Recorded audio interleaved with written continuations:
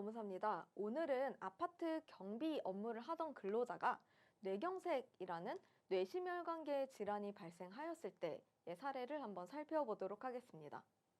재해자는 아파트 경비 업무를 하던 자로 이제 병원으로 이송되어 뇌경색 진단을 받았지만 뇌경색과 업무와의 상당 인과관계가 부족하다는 근거로 이제 업무상 질병이 아니다라는 판단을 받았고 결국에는 직접 쌓인 폐렴으로 인해서 사망에 이르게 되었는데요.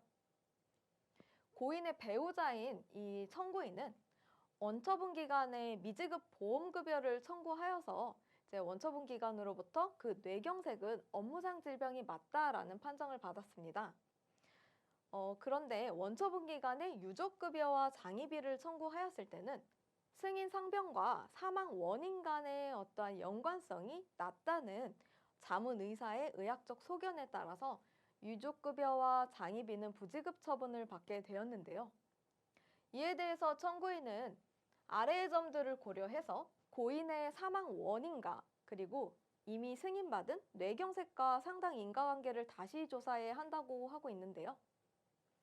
고인의 직접 사인이 뇌경색은 아니지만 뇌경색에서 비롯돼서 발생한 폐렴이고 또한 피부 괴사 역시 뇌경색과 관련이 있으며 이들 간의 인과관계를 아예 배제할 수 없는 점, 그리고 병원 주치의가 발병할 가능성이 있다는 소견을 제시하고 또한 움직일 수 없는, 몸을 전혀 쓸 수 없는 상태에서 합병증이 발병했다라는 점을 이유로 들고 있죠. 그래서 이러한 전체 과정을 한번 살펴보았는데요.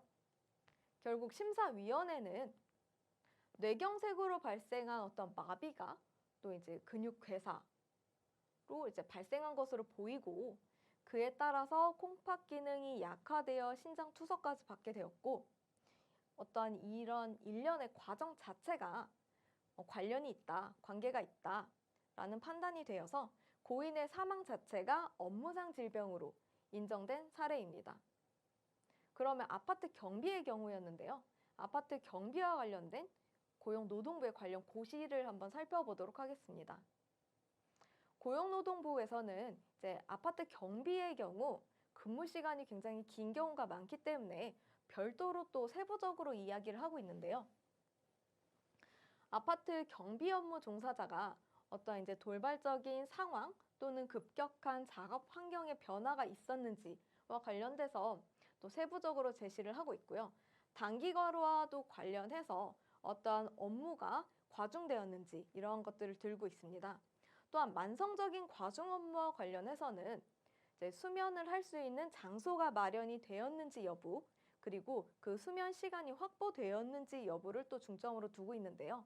이와 관련해서 기초질병이 있다고 하더라도 어떠한 업무와 질병 간 관계에 있어서는 업무상 부담 요인이 명확하다면 위에 이제 명시됐던 이러한 것들이 명확하다면 업무상 질병으로 인정해야 한다고 보고 있습니다.